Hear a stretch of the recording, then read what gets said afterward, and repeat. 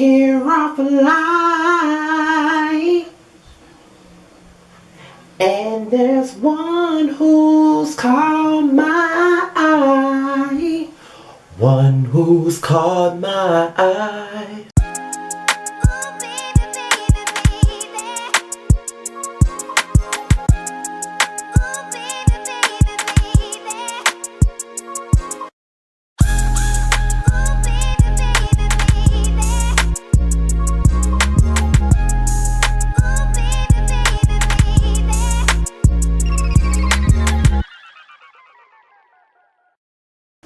What's going on, you guys? It's your boy Scotty, and we're here to talk about the documentary, the Lifetime original documentary entitled Surviving R. Kelly. There were several different interviews with several different women who were once a part of R. Kelly's life, who worked behind the scenes with R. Kelly, who met R. Kelly back in the Gap when he was hot and he was a fierce entertainer.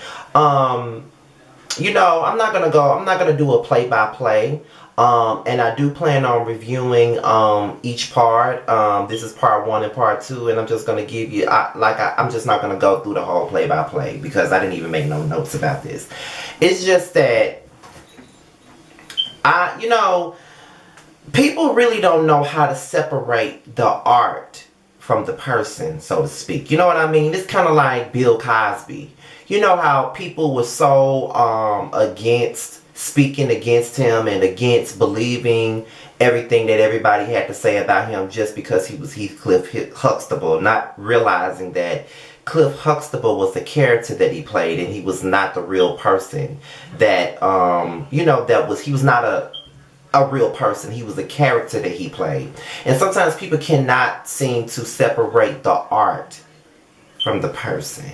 When they see people in a certain light, they feel like that's all that this person is. You know, when you look at R. Kelly, you see the superstar, you see the genius, you see the guy who's made so many hits, you see the king of R&B, you know.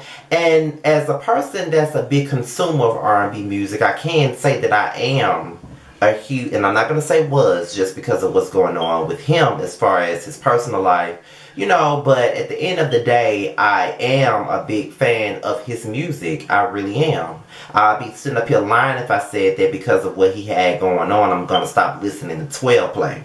12 Play is probably one of my most favorite R&B albums of all time. Probably one of my top 20 if you ask me. You know what I mean? You know, I am a lover of music and I never let a person's personal life deter me from enjoying their craft because, like I said, at the end of the day, you have to separate the art from the person. And I think that's where the problem lies for me when I look at social media and I see the things that people got to say.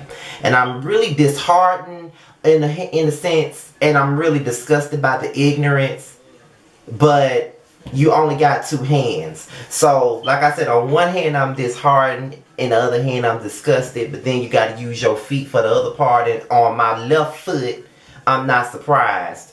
Because you know, people would defend anybody. You know, they will turn a blind eye to anything when they love a person or when they adore a person or when they idolize somebody. And that's just something that I just can't do. You know, for example, I love me some K. Michelle. God knows I do. But I do not co-sign every little thing that she does. I don't agree with half the shit she does. I just am a fan of her art. I'm a fan of her music. And a lot of the times when I do defend her, I honestly feel like she's not wrong for whatever's going on. But she's not always right. She's not always, you know, correct. She's not always the victim. You know what I'm saying? So it is what it is. The biggest thing that I saw was one of the girls that was a backup singer. She in one scene she had a head full of cornrows going back, and next minute she had a wig.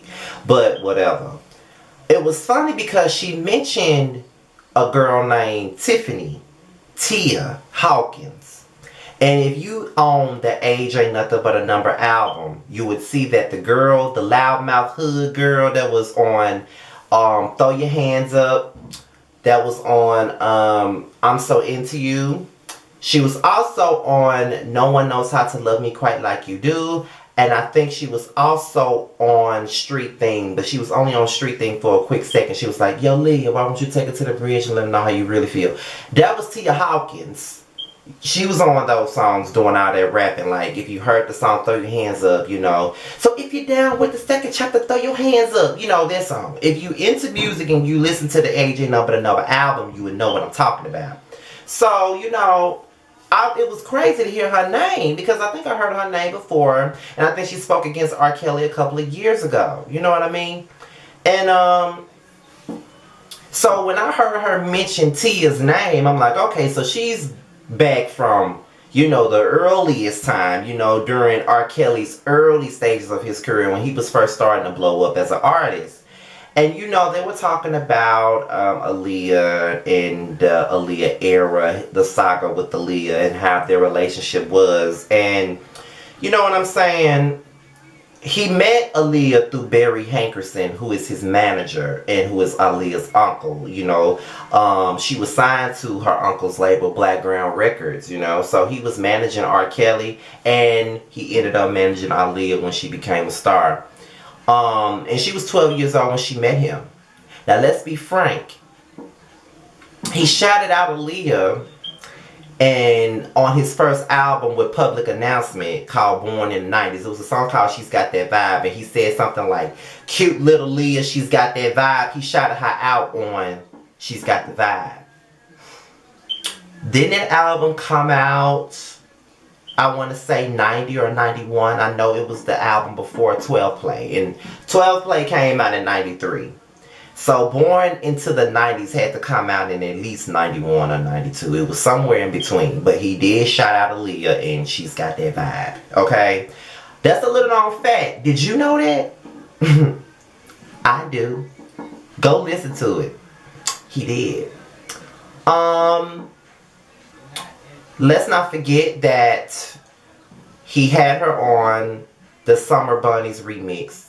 She was amongst all that ass shaking. It was a very provocative video, and her young 15-year-old ass was in a damn video right along with him. You know what I'm saying? And because, you know, she did seem to hook to the Summer Bunnies, you know, remix. She did. And she was in the video, you know, whatever. Not to mention she was on the remix to Your Body's Calling. And her verse went like, something like this. So boy, my body's calling you. Do what you gotta do. Are you hungry? Then he comes in. Yes, I'm hungry, baby. Do you want to eat? I'm like, 15-year-old Aaliyah asking R. Kelly if he's hungry enough to eat her pussy. Yeah, that was 94. Everybody was sitting around here, you know, wondering if they had a closer than comfort relationship. And they appeared on Video Soul, dressed just alike, to drop off her video, At Your Best, You Are Loved, which was released in August of 94. The same year that the marriage certificate came out, that, you know, that they got married. The same month, same year. They were dressed alike. They both had wedding rings on.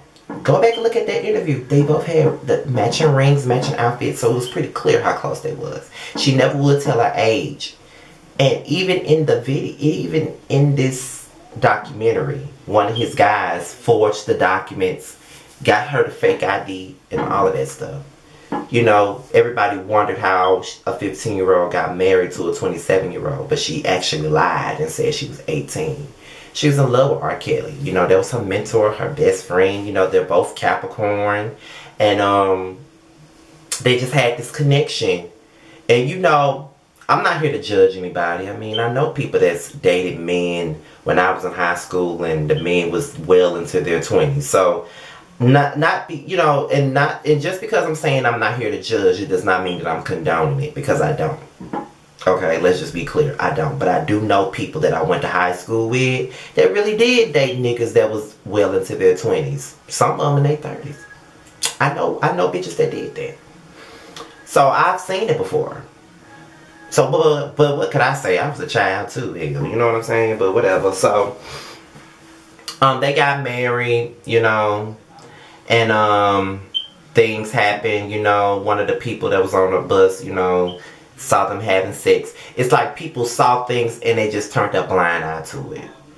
And you know, what I don't like about this whole thing is that now that it came out that Aaliyah was being discussed on here, her mother wants to come out and make a statement. And let me tell y'all, and don't blow my head off of this because I'm an Aaliyah fan through and through, one of her biggest fans, okay? So let me just put that out there. But her family has annoyed me for the last couple of years, let me tell you why.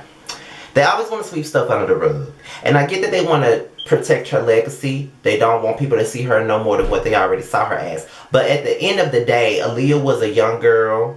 Well, she really wasn't a young girl when she passed away. Aaliyah was 22 years old when she passed away. Aaliyah was not perfect. And you know, that's just like with the Whitney thing. You know how people always blame Bobby Brown for every little thing that Whitney went through? You know, blamed her for the cocaine addiction and all this stuff when she, in fact, was the one who introduced him to it. And I love Whitney Houston, but she wasn't perfect. She was a hood bitch like everybody else that I know around my way. You know what I mean? She just had a talent, and she had to mask that. Unlike the rest of us, she had to mask that for the public. That's just the difference. I don't feel like Aaliyah was a perfect woman. She was a teenager. You know what I mean? I don't think she was perfect. But what I don't like about her family is they want to say that they was there 24/7 when she was with R. Kelly. But if y'all was there with her 24/7 like you claim, how was she able to run off to Chicago and go get married to this man and have a motherfucker falsifying documents so she could get married? And that's another thing. People want to turn a blind eye to this stuff just because they love R. Kelly and his music. But you got a nigga sitting up here like putting it out there that he falsified the documents. He was in the room when they fucking got married. Like, I don't feel like everybody is lying on R. Kelly.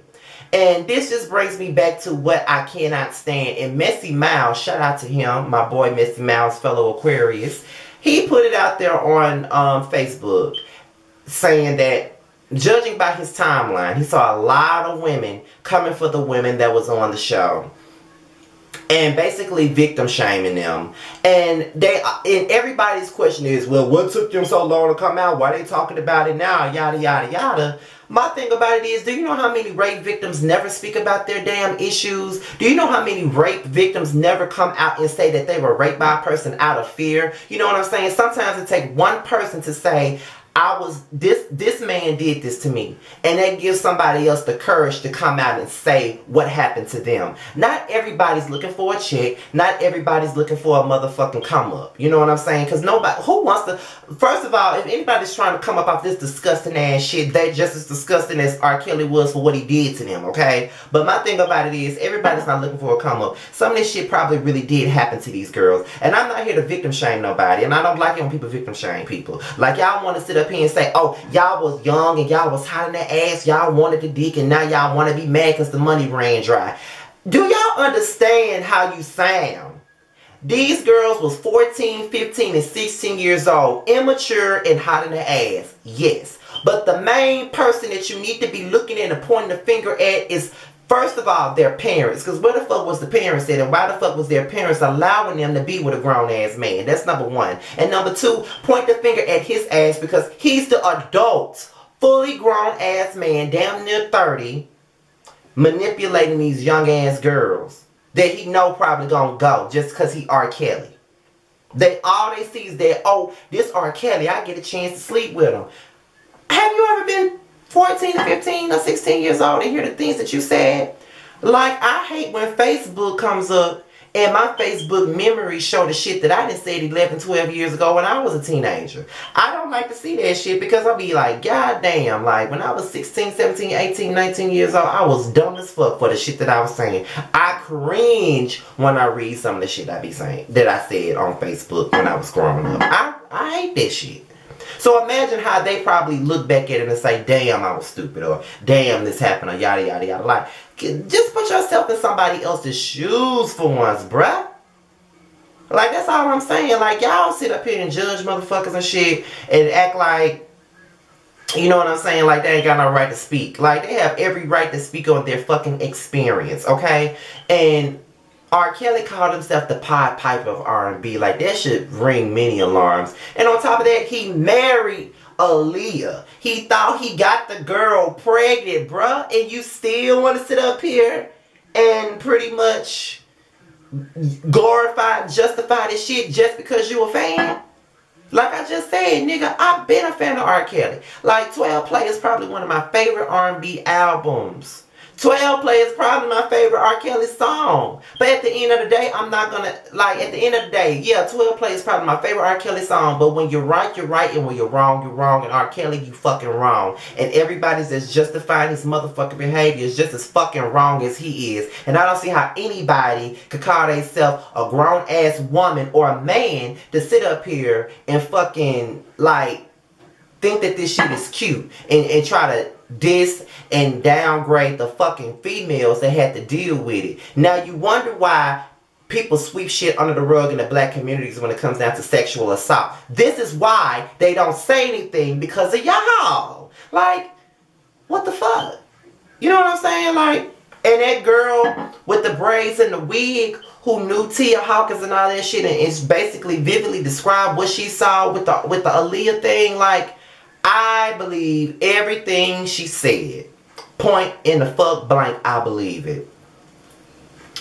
Andrea Kelly, I think while Aaliyah was in that Summer Bunnies video, I think Andrea Kelly was dancing in that fucking video, I believe. You know, she married him. You know, she came, she got abused by him and all of that stuff. And then when I saw Sparkle looking like a damn 2008 Mary J. Blige, see, I want to change my life just fine. That's all I could see when I saw her. That's all I could see when I saw her ass, okay? That is all I could see. But she spoke, you know, Sparkle spoke on that shit years ago when the video first came out. That was her niece. And her niece was a musician. Her niece was a rapper. She was a young rapper. And she wanted R. Kelly to do for her what he did for her. But R. Kelly didn't do that much for her because the only song that anybody knows by Sparkle is Be Careful. You know what I'm saying? That's the only hit that she ever had. But I digress. But he had this woman's 13, 14-year-old niece having threesomes. Disgusting. Terrible. Do you know how much trauma that shit could cause? Do you know how embarrassed she probably is? He pissed in her mouth. Like, really? Like, I don't see how people can sit up here and just straight up deny what's going on here. Like, it's not taken away from his art. It's not taken away from his excellence. You know what I'm saying? Despite how much of a weirdo this motherfucker is, that doesn't take away from his talent. It doesn't. Because I'm still gonna bump his music. Because I like his music. Like I said, you have to separate art from the fucking person. And it's just what it is. And I think that when it comes down to the Aaliyah thing, people can't separate the art from the person. And I mean, there's a whole marriage license out there with him marrying Aaliyah. You know what I'm saying? And it's just like, with her parents coming out saying shit, her brother coming out saying shit, it's like they never want to tell the truth about anything. And it's really not for us to know. I mean, that's understandable. But, you know, I've been annoyed with the Houghton family for years just because they won't put her music on iTunes. I've been annoyed with their ass ever since then. And let me just tell y'all something. I want 1 in a million to be on the motherfucking iTunes. I need the Dr. Dolittle soundtrack to be on the motherfucking iTunes. I need the Red album to be on the motherfucking iTunes. I need the I Care For You compilation to be on the motherfucking iTunes. I want the fucking music, bitch. Seriously. I want the music. Sorry. I had to get that out. But I don't know, like, in a nutshell, all I know is that I've had family members that was molested and taken advantage of by older men. I have friends that was nearly attacked, like all of that. And I just can't see myself ever justifying what a man is doing. And the only thing that a motherfucker can say is, well, this happens all the time. Yeah, it happens all the time, but it doesn't make it right. It's not right. And most of the women that's sitting up here, like, justifying his behavior got kids, got daughters. So how would you feel if that was your daughter going through that? Or how would you feel if that was your sister that told you that? Or your damn mom? How would you feel? Everybody, let's have a conversation about this. Leave that shit below. And I'll see y'all for the next one.